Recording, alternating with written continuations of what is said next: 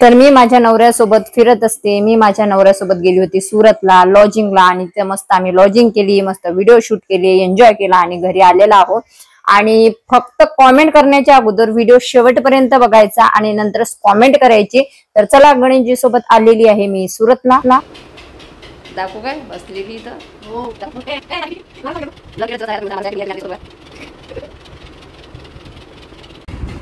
Hi friends, तर finally माझा shoot वगैरे आटपून मी आलेली आहे माझ्या रूमवर आणि आता 6 वाजताची माझी मस्तपैकी ट्रॅव्हल्स आहे। तर आता मी मस्तपैकी आराम फरमावते आणि पैसे कमावणं सोपी नसते। तिकडे आई पण आजारी पडली होती माझी, मग माझ्या भावाला कॉल केला, त्यांनी आईला हॉस्पिटल।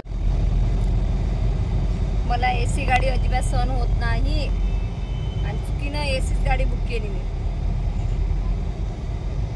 पैसे जास्त झाले मग आता मांडली माझ्याशी सकाळी आणि त्या रागात काय लागू एसी दाखवतो एसी दाखवतो एसी खाली उतर का। श्री स्वामी समर्थ, स्वागत आहे तुमचं या चॅनलवर ज्याचं नाव आहे मोहिनी हजारे। तर हा व्हिडिओ शेवटपर्यंत बघा आणि नंतर कॉमेंट करा, नाहीतर विनाकारण कोणीही कॉमेंट करू नका अशी माझी आग्रहाची विनंती आहे। तर फायनली मी सुरतमध्ये पोहोचलेली आहे आणि चहा वगैरे घेत आहे। तुम्ही सुद्धा या माझ्यासोबत चहा घ्यायला। आणि मी आधीच सांगते, 10 वेळा सांगते की ज्यांना माझ्यावर विश्वास आहे त्यांना पुराव्याची गरज नाही, परंतु जे फालतू आहे ते फक्त खोटच काढतात। चहा घ्यायला कसे आहे तुम्ही? हॉटेल पाहून घ्या, मग तो हॉटेलमध्येच होती। डॅबी आहे माझ्या मागे।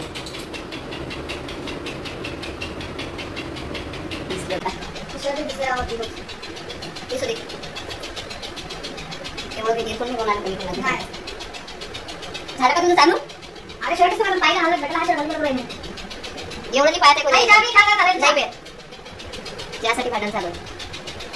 तुझा आवाज चाकणार आहे ना मी या व्हिडिओ मध्ये। थांब नाही मोबाईल खोला पण मग तुम्हाला हा आवाज माणसासारखा येत असेल, हा आवाज माणसाचा नाही, बाईचा आहे बाईचा। त्याला हे दिलेलं आहे मी। दाखवू काय बसलेली तर? हो दाखव। ए ए नाही लहान झाली का तू? ब्लर केलेलं दिसत नाही आता तुम्ही माझा माणूस आहे की भैया तुम्ही आता ते सतून बघा।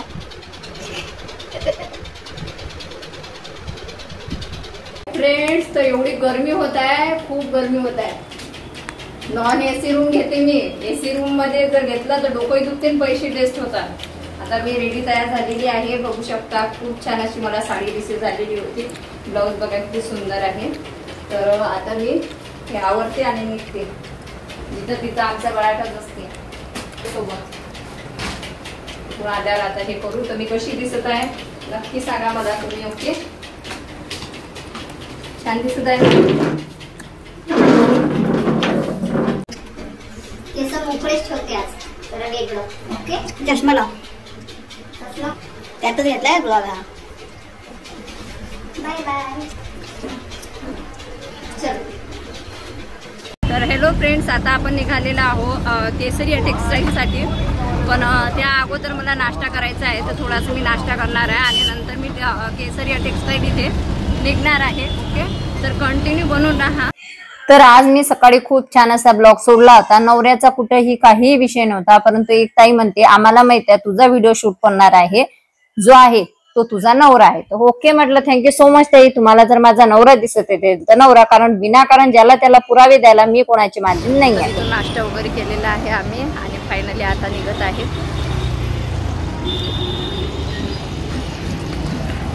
धन्यवाद थांबल्याबद्दल। तर आपले मराठी माणसं भेटले ना तर खूप छान वाटतं। तर अंकल आम्हाला भेटलेले आहे आणि नांदुराचे आहेत ना? नंदुरबार हा, नंदुरबार म्हणजे आपल्या इकडले आहेत। तर ते आमचा नाश्ता होईपर्यंत थांबले ते आणि आता तेच आम्हाला केसरिया टेक्सटाईलला घेऊन जाणार आहे। चला, आता आपण रेल्वे स्टेशन पासून सरळ निघालेला आहोत, कारण तो कुठं पिक्चर मध्येच नाही आहे तरी त्याचं नाव घेतल्या जाते। माझ्याहून जास्त तर तुम्हाला माझ्या नवऱ्याची आठवण येते हा। आणि ते तुम्ही जर तुम्हाला जरी गरज नसेल तर ज्या लोकांना गरज आहे त्या लोकांना मी सांगते, ते विचारतात तुझा नवरा कुठे आहे काय आहे म्हणून मी त्यांच्या प्रश्नाची उत्तर देते की माझा नवरा आणि मी वेगळी राहते, माझा नवरा माझा डायव्हर्सने झाला. ते माझ्या सबस्क्रायबर्स आणि माझ्या फॉलोअर्ससाठी असते. अति सुशिक्षित बाईने त्यांचा शहाणपणा माझ्या कॉमेंट बॉक्समध्ये अजिबात पाजरू नये किंवा सांगू नये असं माझी तुम्हाला हात जोडून रिक्वेस्ट आहे. माझं मी करत आहे, तुमचं तुम्ही करा. हो बाबा, सिंपतीसाठी टाकते, कशासाठी टाकते तर थँक्यू सो मच, मी त्याच्यासाठी टाकते. तुम्ही जर चांगले आहे तर तुम्ही बघू नका अशी माझी आग्रहाची विनंती आहे. तुम्ही मला हाईड करू शकता, तुम्ही ब्लॉक करू शकता, ज्यामुळे माझे तुम्हाला व्हिडिओ दिसणार नाही आहे. तर फायनली मी ना सुरत इथे मिलियन मार्केट केसरिया टेक्सटाईल या शॉपच्या व्हिजिट प्रमोशन साठी आली होती. आणि मी याच्या अगोदर सुद्धा सांगितलं होतं आणि अकोटून येताना सांगितलं होतं की माझ्या एक रिलेटिव्हची मुलगी आहे, ती माझ्यासोबत असते आणि ऑल टाइम टीमला मी माझ्यासोबत ठेवत असते. कुठं निघाली तरी तर तिच्या घरच्यांना मी सांगत असते की मी आकांक्षाला सोबत घेऊन जात आहे. तिचं नाव आकांक्षा आहे. आणि विशेष म्हणजे तिला सोबत न्यायचं एक कारण की मी एकटीला जवान मुलीला घरी ठेवू शकत नाही, त्याच्यामुळे तिला मी सोबत आणत असते. परंतु आलतू फालतू लोकांना जिथं तिथं माझा नवरा दिसते तर ठीक आहे बाबा, तुम्हाला असं वाटत असेल माझा नवरा आहे तर नवरा आहे, परंतु ह्याही गोष्टीचा विचार करा तुम्ही की माझा नवऱ्याचे माझे जर मी व्हिडिओ टाकले रील्स वगैरे किंवा व्हिडिओ ते तर प्रचंड व्हायरल असं होतात, याच्याहूनही जास्त व्हायरल होतात. मग मी तो सोबत असताना त्याच्यासोबतचे व्हिडिओ टाकले असते ना, त्याला कशाला मी लपून ठेवलं असतं तुम्ही सांगा. लपून ठेवण्याचं काही कामच नाहीये ना, उलट तर चांगली गोष्ट आहे तो माझ्यासोबत राहते तर. परंतु तो नाही सोबत राहते, मी आधी पण सांगितलं आता पण सांगितलेलं आहे. परंतु ज्यांना असं वाटतं की तो माझ्यासोबत आहे तर मला त्यांना एक सांगायचं आहे की एक काम करा, मी पुण्यात भरपूर ठिकाणी फिरलेली आहे, तुम्ही त्यांच्याशी कॉन्टॅक्ट करू शकता की माझा शूट कोण करणारा होता किंवा माझ्यासोबत मुलगा होते की मुलगी होती. कारण तुमचं कसं मी आहे नातलग, तुमची भाऊची असेल किंवा तुमची बहीण असेल किंवा तुमची सून असेल, म्हणून तुम्हाला जास्तीच्या चौकशा जर करत असेल तर बेस्ट ऑफ लक. आणि उलट मी आधी पण सांगितलेलं, आज पुन्हा सांगते, तुम्ही 1 लाखाचं बक्षीस देणार ज्या कोणाला मी माझ्या नवऱ्यासोबत पुण्यात दिसली त्यांनी तेव्हाच माझी सेल्फी काढायची किंवा व्हिडिओ काढायचा, डायरेक्ट मला टॅग करून किंवा कोलॅब करून व्हिडिओ अपलोड करून द्यायचा. मी स्वतः त्याला 1 लाखाचं बक्षीस देणार आहे. आणि एवढे जर छाती टोकपणे मी सांगत असेल तर हे गोष्ट खरी आहे की माझा नवरा माझ्यासोबत नाही आहे. बाकी राहिली व्ह्यूज छापण्याची गोष्ट, संपत्ती टाकण्याची गोष्ट, तो माझा पेशा आहे. जर तुम्हाला ड्रामा वाटते तर त्या ड्रामाचा तुम्ही म्हणजे हे बनवू नका, भागीदार बनवू नका. खूप चॅनल आहे ते तुम्ही बघा, माझ्या चॅनलला तुम्ही ब्लॉक करा किंवा रिपोर्ट मारा आणि माझे चॅनल बघू नका. बाकी माझं जे टाकायचं काम आहे ते तर मी टाकणारच आहे. तर इथं मी ह्या शॉपमध्ये पोहोचल्यानंतर इथं मला 4 ते 5 शूट करायचं होता. माझा शूट 2 तास चाललेला, म्हणजे सर्व ब्लॉगचा करायचा होता. किड्स वेअर, मेन्स वेअर आणि लेडीज वेअर, पैठणी, अशा भरपूर असे जे व्हिडिओ होते ते मला करायचे होते, तर ते मी करत आहे. आणि नवऱ्याचा विषय तुम्ही घेतला म्हणून मी घेत असते आणि त्याचा विषय घेण्याचे मला पैसे मिळतात, तर हो, मला त्याचा विषयामुळेच पैसे मिळतात. हाय फ्रेंड्स, तर फायनली माझा शूट वगैरे आटपून मी आलेली आहे माझ्या रूमवर. आणि आता 6 वाजताची माझी मस्तपैकी ट्रॅव्हल्स आहे. तर आता मी मस्तपैकी आराम फरमावते. आणि पैसे कमावणं सोपी नसते. तिकडे आई पण आजारी पडली होती माझी. मग माझ्या भावाला कॉल केला, त्यांनी आईला हॉस्पिटलमध्ये नेलं. आता आईला बरं आहे, त्याच्यात ते पार्सल येत राहतात. आता आईला फोन लावला, आई म्हणते मला बरं आहे. तर आता मी थोडीशी रेस्ट घेते आणि मग आपण निघूया आपल्या पुण्याला. ओके, तर माझी साडी आजची कशी दिसली नक्की सांगा, ब्लॉगमध्ये तुम्हाला दिसलीच असणार आहे. चला मग आता आराम करते, बाय बाय. चला फ्रेंड्स, तर आता निघालेलो आहो आम्ही.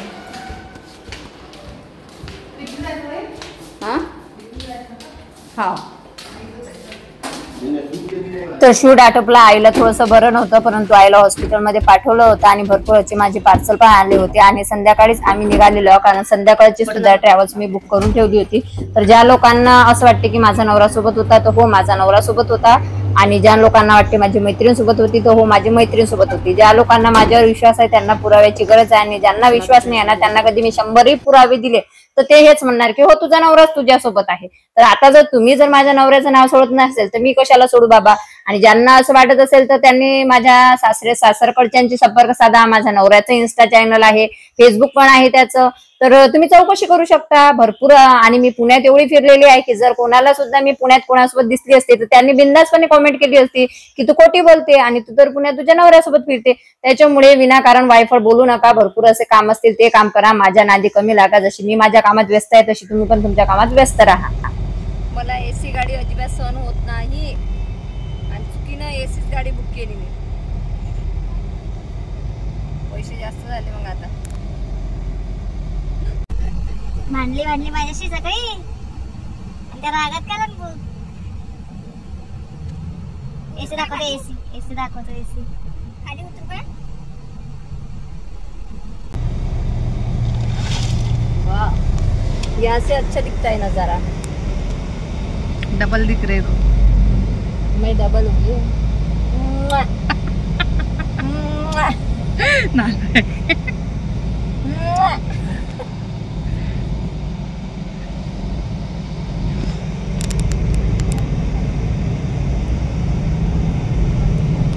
जा रही हो सूरत. बाय बाय, मिलेंगे फिर से.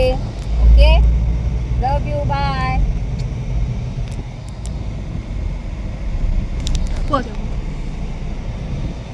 पळत नाही.